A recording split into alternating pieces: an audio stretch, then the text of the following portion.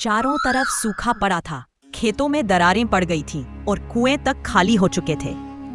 गांव वालों के घरों में चूल्हा जलना मुश्किल हो गया था। इन्हीं हालात में अर्जुन नाम का युवक सोचता है, अब इस गांव में रहना ठीक नहीं, रोजगार की तलाश में बाहर निकलना ही होगा। अर्जुन पैदल ही दूसरे गांव की ओर चल देता है। कई घंटे चलने के बाद वह रामनगर नामक बड़े गांव में पहुंचता है, लेकिन वहां उसका कोई ठिकाना नहीं, न पैसे न ही परिचय। अब मैं कहाँ जाऊं? यहाँ तो कोई पहचानता भी नहीं, मुझे यहाँ कौन काम देगा? इसी बीच गांव के बड़े किसान भवानी सिंह दिखाई देते हैं। अर्जुन हिम्मत जुटाकर उनके पास जाता है। सेठ जी, मैं बाहर से आया हूँ, हमारे गांव में अकाल पड़ा है, अगर मुझे कोई काम मिल जाए तो बड़ी कृपा होगी।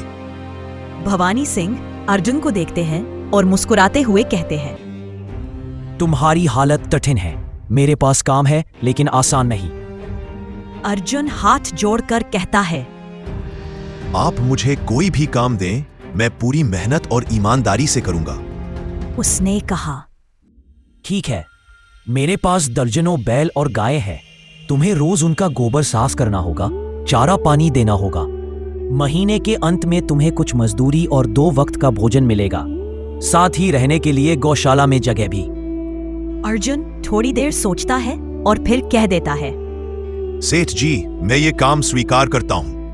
इसके बाद अर्जुन का जीवन बदल जाता है। वह हर सुबह जल्दी उठकर जानवरों की देखभाल करता, साफ सफाई करता और समय पर भोजन पानी देता। उसकी मेहनत देखकर भवानी सिंह भी खुश रहने लगे। धीरे धीरे अर्जुन के पास थोड़ी बचत होने लगी। अगर मैं ऐसे ही मेहनत करता रहा तो एक दिन अपनी छोटी सी जमीन जरूर खरीद लूंगा। लेकिन गांव में चोर डकैतों का डर भी बढ़ गया था। अर्जुन को चिंता हुई कि उसकी जमा की हुई रकम चोरी न हो जाए। उसने गांव के एक नामी आदमी धर्मपाल चौधरी को बहुत ईमानदार कहते सुना था। अर्जुन अपनी मेहनत की पोटली चौधरी के पास जमा करने जाता है। नमस्ते जमींदार जी, मैं अर्जुन भवानी सिंह के यहाँ काम करता हूँ। कुछ साल पहले ही मैं दूसरे गांव से यहाँ आया। अच्छा अर्जुन, बोलो तुम्हारा क्या काम है मेरे पास?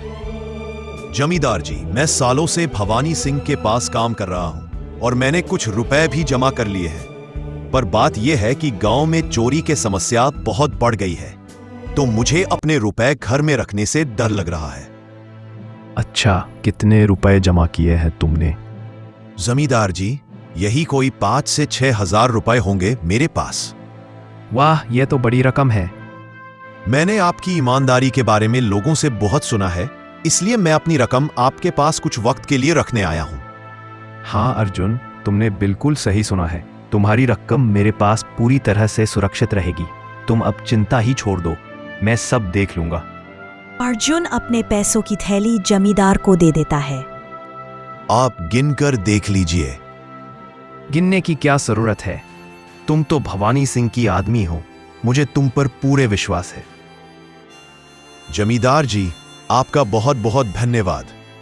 अरे अर्जुन, कोई बात नहीं, धन्यवाद तो मुझे बोलना चाहिए जो तुम मेरे पास आए अपने रुपए रखने के लिए। अर्जुन अपने पैसे जमींदार को देकर अपने घर चला जाता। कई अर्जुन और मेहनत करता है, अब उसकी बचत और बढ़ चुकी होती है। तभी एक दिन वह चौधरी के पास जाकर अपने पैसे मांगता है। जमींदार जी, मेरे अपने पैसे दे दीजिए। जमींदार उसे घूरते हुए कहता है, कौन से पैसे? क्या कोई कागजात है तुम्हारे पास? मैं तो सब लिखित में ही काम करता हूँ। अर्जुन हैरान हो जाता है। पर चौधरी जी, मैंने तो आपके भरोसे पर ही पैसे रखे थे, इतनी मेहनत से कमाया है, कृपया मुझे लौटा दीजिए। चौधरी गुस्से में आकर कहता है, भागो यहाँ से, वरना लोग समझेंगे तुम मुझ पर झूठा इल्जाम लगा रहे हो। दुखी होकर अर्जुन वापस अपने ठिकाने पर लौट आता है। 2 दिन तक वह बिस्तर पर ही पड़ा रहता है। इसलिए अगले दिन भवानी सिंह अर्जुन के पास आ जाते हैं। वो देखते हैं कि अर्जुन बिस्तर पर सो रहा है और वो बड़ा ही चिंता में नजर आ रहा है। अर्जुन भाई, तुम 2 दिन काम पर नहीं आए, क्या हुआ भाई? तबीयत ठीक है ना तुम्हारी? कुछ समस्या है क्या? तभी अर्जुन अपने बिस्तर से उठ जाता है और बोला, अरे सेठ जी, आप खुद यहाँ आए हो, आप खबर भिजवाते तो मैं खुद चला आता। अरे अर्जुन, कोई बात नहीं, तुम्हें देखकर लगता है तुम बीमार हो। क्या हुआ है तुम्हें? भवानी सिंह, क्या बताऊं? जिस जमींदार के पास पिछले साल मैंने अपने पैसे संभालने को दिए थे, वो आज मुझे पैसे वापस नहीं करना चाहता। वो बहुत लालची इंसान है। वो लोगों को ठग रहा है, और जब मैंने बाद में गिड़गिड़ाना शुरू किया तो मुझे वहां से धक्के मारकर निकाल दिया। अरे बाप रे, ये तो बड़ा ही गंभीर विषय है। मैंने तो जमींदार के बारे में अच्छा ही सुना था, पर मुझे भी नहीं पता था कि वो इंसान इतना गिरा हुआ है। तभी मैं सोचूं हर साल उसकी संपत्ति इतनी ज्यादा कैसे बढ़ रही है। मुझे माफ कर दो अर्जुन, मैंने ही तुम्हें जमींदार के पास जाने को बोला था। गलती तो मेरी भी है। नहीं भवानी सिंह, आप तो मेरा अच्छा ही सोच रहे थे। ये तो उस जमींदार का लालच है। अब लगता नहीं मेरे पैसे उस जमींदार से वापस मिलेंगे भी। अर्जुन, मेरे पास एक तरकीब है जिससे मैं तुम्हारे पैसे तुम्हें वापस दिला सकता हूं। अगले ही दिन भवानी सिंह बहुत बड़ा सूटकेस पैसों से भरकर चौधरी के पास जाते हैं। चौधरी आश्चर्यचकित हो जाता है।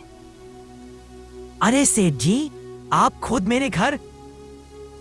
भवानी सिंह मुस्कुराकर कहते हैं, मैं व्यापार के लिए बाहर जा रहा हूं।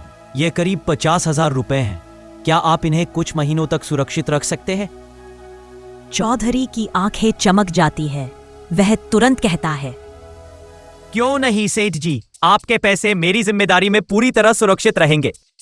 तभी अचानक अर्जुन भी वहां पहुंच जाता है। चौधरी सकपकाकर कहता है, अरे अर्जुन, अच्छा हुआ तुम आ गए। तुम्हारे रुपए भी मैं आज ही लौटा देता हूँ। उस दिन शायद मुझे पहचान में गड़बड़ी हो गई थी।